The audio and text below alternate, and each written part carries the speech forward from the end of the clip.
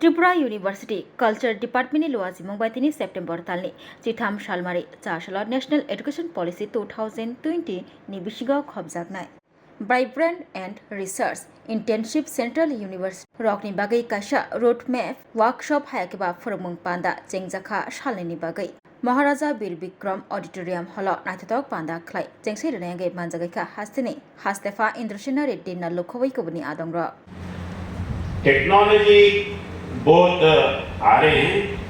ये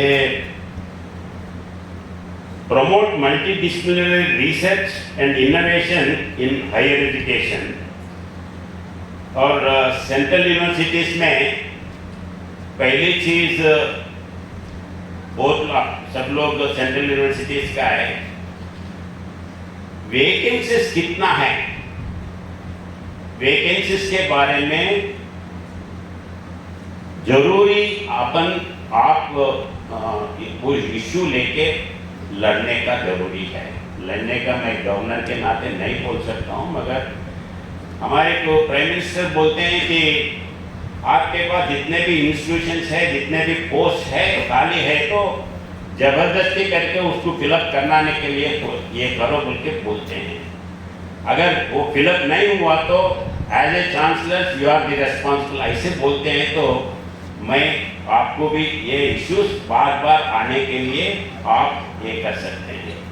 तो जितने भी पोस्ट खाली है उसको कैसे भर्ती करें, ये इसका रोल आपके हाथ में है। और वैसे ही यूनिवर्सिटीज में स्टेट यूनिवर्सिटीज है, प्राइवेट यूनिवर्सिटीज है। सेंट्रल यूनिवर्सिटीज क्यों आया? सेंट्रल यूनिवर्सिटीज का जरूरी क्या है? हमारे पास 1969 में तेलंगाना एजुकेशन जब आया था, तेलंगाना एजुकेशन उसको ये करने के लिए, स्टूडेंट्स को पैसे करने के लिए उस टाइम पे आपको हैदराबाद में सेंट्रल यूनिवर्सिटी में देंगे बोले तो बहुत खुशी हो गए, सेंट्रल यूनिवर्सिटी आया।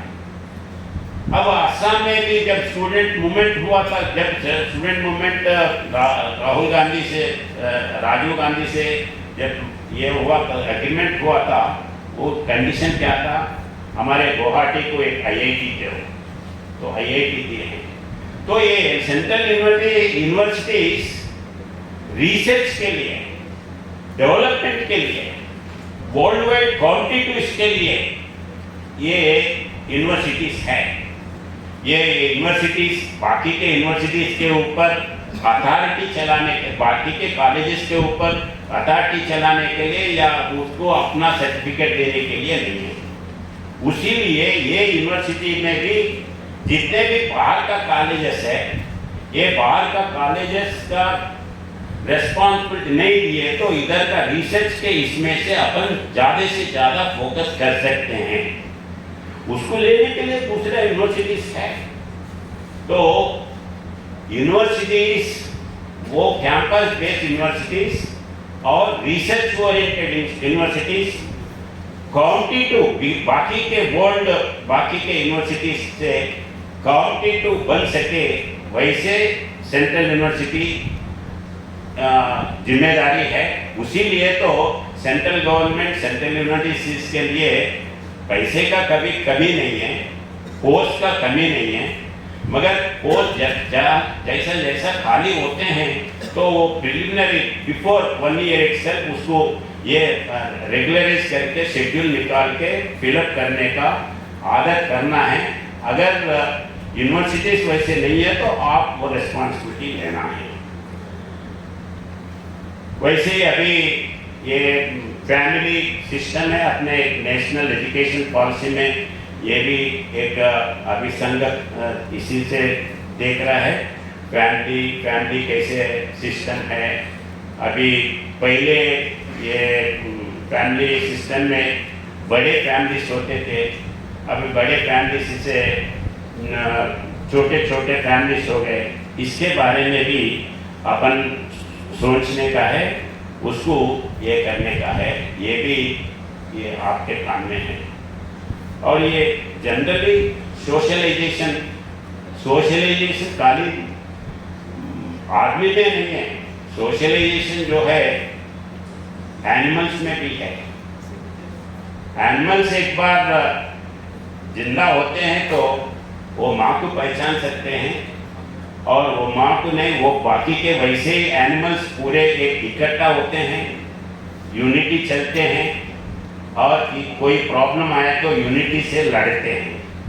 तो यही सिस्टम अपने फैमिली ह्यूमन इसमें भी है। तो उस दिशा में अपन सोच के पहले बड़े फैमिलीज रहते थे, वो बड़े फैमिलीज में बच्चों को कैसे देखना, क्या करना, उनका बाकी के ये देखते थे। वैसे बूढ़े लोगों को कैसे देखना, क्या करना है, ये भी देखते थे। और सोशल सिक्योरिटी, फाइनेंशियली और इमोशनली अटैचमेंट भी उसमें होता था। वो सिस्टम अपन उसके बारे में सोचने का जरूरी है। और गवर्नमेंट जो स्कीम्स बच्चों के लिए, कॉलेजेस के लिए, स्टूडेंट्स के लिए ला रहे, ये स्कीम्स जितने भी है वो अपन स्टडी करने का जरूरी है। और उससे अपने को क्या क्या कैसे एडवांटेज ले सकते हैं, उसको ये अपन लेने का मौका मिलता है। तो और दूसरा, आरटीए एक यूज कर सकते हैं। आरटीए के हिसाब से क्या क्या खाली है उसको कैसे कर सकते हैं, ये भी आपको सोच सकते हैं। और कुछ जगह इसका यूटिलाइजेशन एनईपी का इम्प्लीमेंटेशन का प्रॉब्लम्स भी हो रहा है, वो कैसे ये करना, ये आपका करने का है।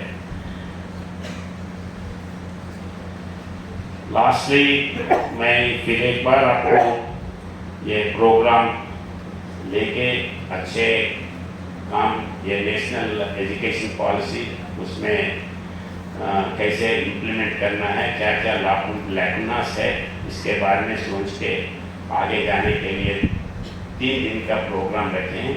बहुत खुशी है। और मैं ओल्ड एबीवीपी अलुमिनी के नाते वैसे भी बहुत खुशी हूँ आप सब लोगों को मिलके आपसे बात करने का मौका दिया है। धन्यवाद। आज का ये पल सर मेरे लिए बहुत भावुक पल है, क्योंकि मैं जिस विश्वविद्यालय में पढ़ाई किया उसी विश्वविद्यालय में मैं आज शिक्षा मंत्री के रूप में मैं खड़ा हूं। तो किसी भी छात्र के लिए ये बहुत बड़ा भावुक पल होता है, ये एक कारण है। और दूसरे कारण यह है कि जिस संगठन ने इस सेमिनार का आयोजन किया, मैं उसी संगठन का एक छोटा सा कार्यकर्ता हूं। और कार्यकर्ता रहने के कारण ऐसे कार्यक्रमों का, उद्घाटन सत्रों का जो व्यवस्था होती थी, हर समय वो व्यवस्था में एक जुड़ने वाला कार्यकर्ता आज अगर एजुकेशन मिनिस्टर बनता है तो ये पूरा क्रेडिट विद्यार्थी परिषद को जाता है। इसलिए मैं आज अपने आप को कार्यकर्ता ही मानता हूं, और मैं मानता हूं कि कार्यकर्ता के रूप में ही मैं यहाँ पे खड़ा हूं। और तीसरा कारण है,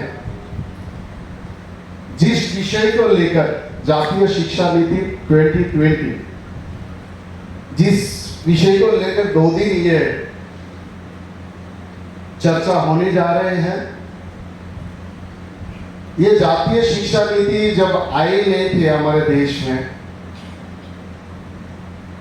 एक चर्चा चली कि एक नया शिक्षा नीति आना चाहिए। तो सबसे पहले जिस संगठन ने इस विषय पर कदम उठाया वो है अखिल भारतीय विद्यार्थी परिषद। शिक्षा नीति आया 2020 में, लेकिन विद्यार्थी परिषद ने इसका काम शुरू किया 2014 में। जातीय शिक्षा नीति का पहला ड्राफ्ट जो बना वो 2014 में बना, और वो ड्राफ्ट बनाने में इसी तरह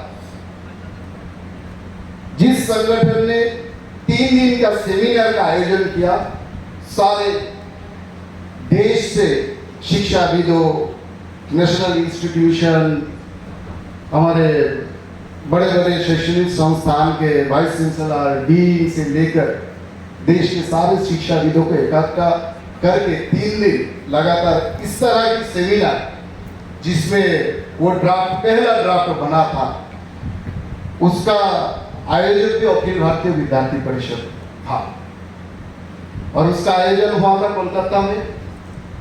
और तब मैं वहां के संगठन मंत्री था। The Ramakrishna mission institute of culture gold park में 3 दिन उसका सेमिनार हुआ था और सेमिनार के आयोजक सर मैं था, व्यवस्थापक मैं था। इसलिए मैं कह रहा हूँ इसी कारण से ये पल मेरे लिए बहुत भावुक पल है। और जिस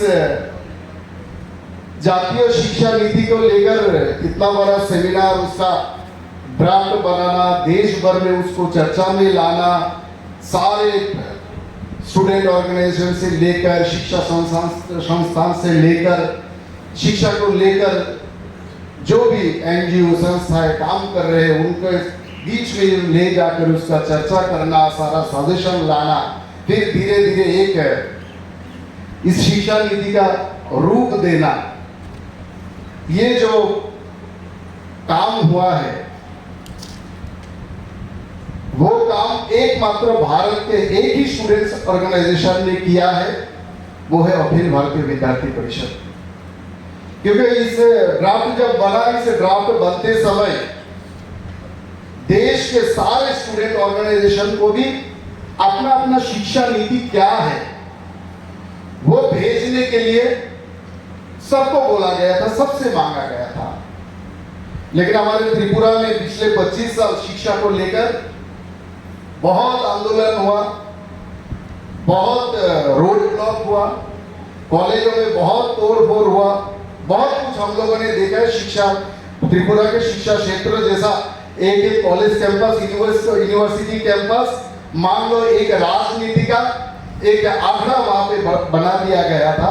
लेकिन जब सवाल आया देश का नया शिक्षा नीति का, जब उनसे मांगा गया तो एक ही स्टूडेंट ऑर्गेनाइजेशन कोई भी सुझाव इस शिक्षा नीति बनते समय अपना सुझाव नहीं दिया, अपना शिक्षा नीति क्या है वो प्रकट नहीं किया। उस स्टूडेंट ऑर्गेनाइजेशन का नाम है एसएफआई। ये सत्य है।